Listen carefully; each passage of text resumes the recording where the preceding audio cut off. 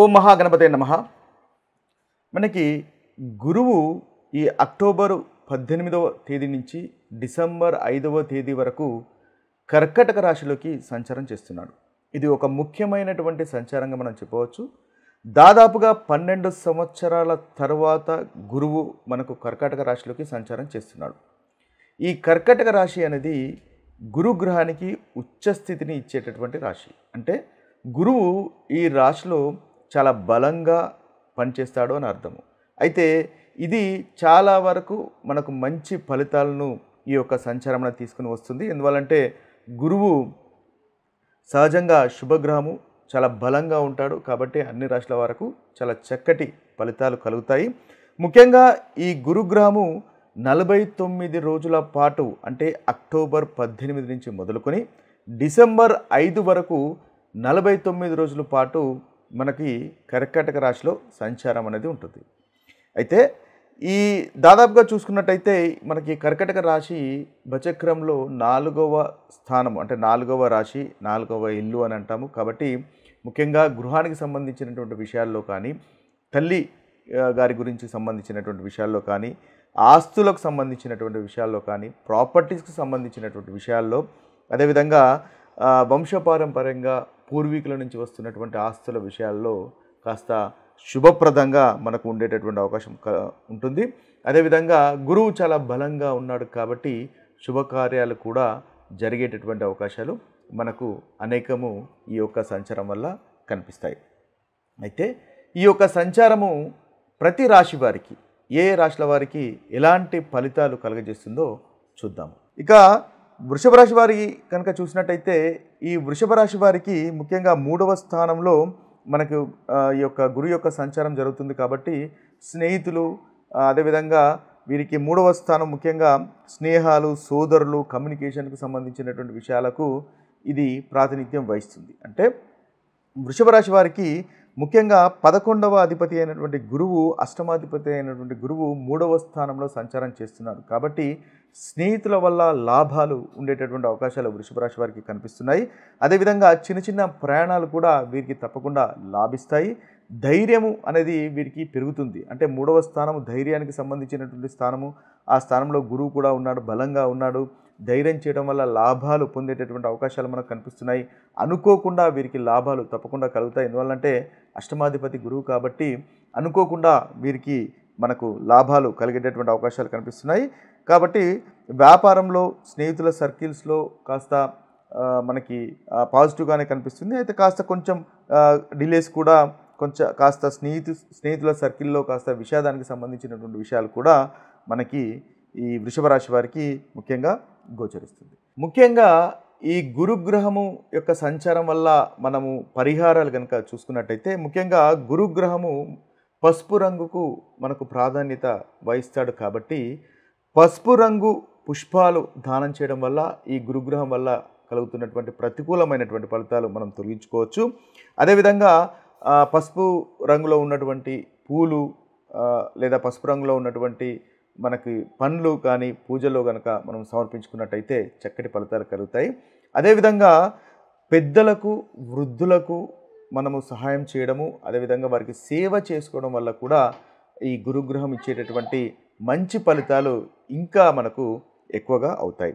అంతేకాకుండా గురువు 9వ అధిపతి, అంటే మనకు బచక్రంలో 9వ స్థానానికి సంబంధించినటువంటి అధిపతి, మనకి ఆధ్యాత్మికతకు సంబంధించినటువంటి అధిపతి. కాబట్టి ఆధ్యాత్మిక పఠనము, మంత్రోచ్చారణలు చేయడం వల్ల కూడా ఈ గ్రహం వల్ల మనకు అధికంగా లాభాలు కలిగే అవకాశాలు మనకి ఉంటాయి.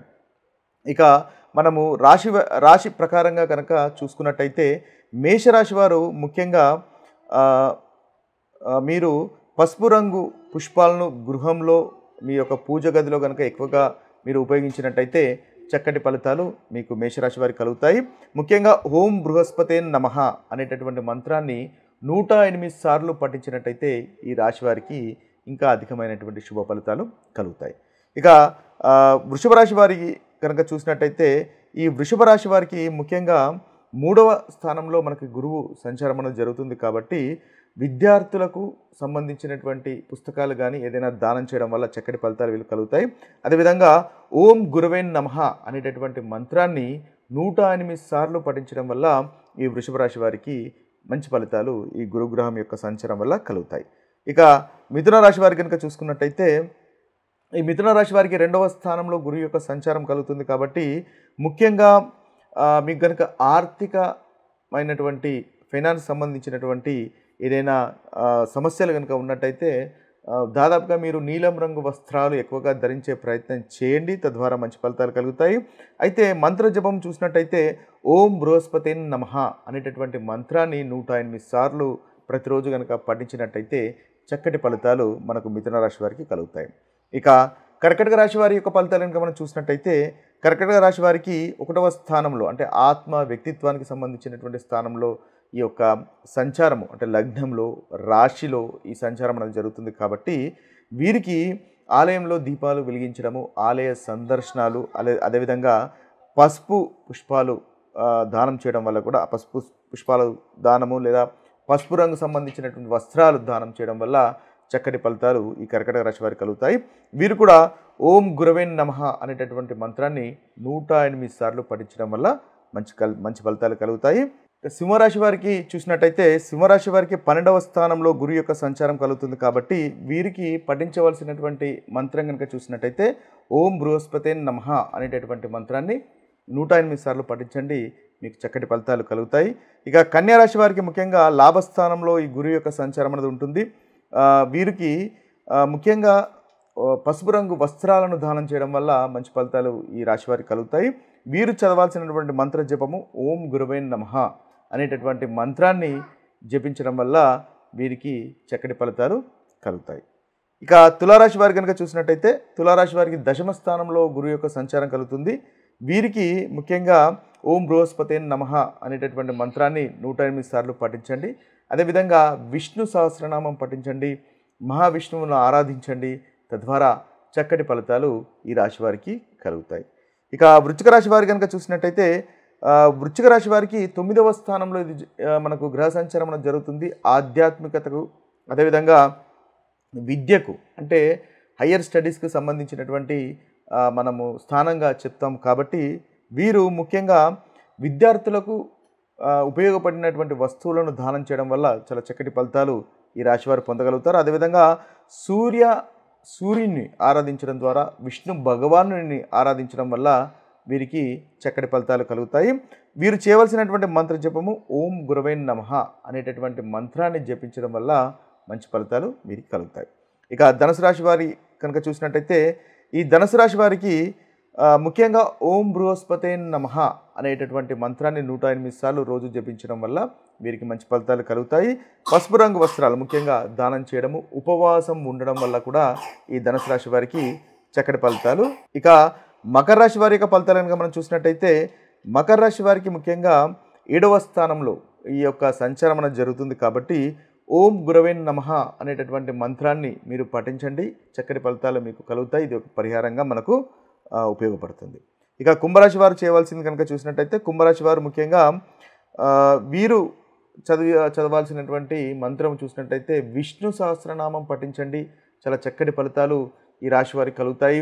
అదేవిధంగా ఓం బృహస్పతే నమః అనేటటువంటి మంత్రాన్ని కూడా 108 సార్లు పఠించినట్టయితే వీరికి మంచి ఫలితాలు ఈ యొక్క పీరియడ్లో ఈ యొక్క డ్యూరేషన్లో వీరికి చక్కగా ఉంటుంది.